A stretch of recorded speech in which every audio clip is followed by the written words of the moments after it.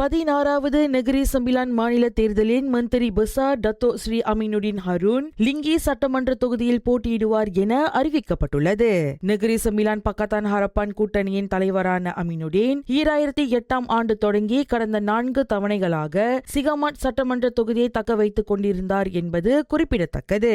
இவ்வேளையில் 2013ஆம் ஆண்டு தொடங்கி தாம் வகித்து வரும் சென்னா சட்டமன்ற தொகுதியில் DAP தலைமை செயலாளர் ஆந்தனி லோக் மீண்டும் போட்டியிடுவதாக அறிவிக்கப்பட்டது.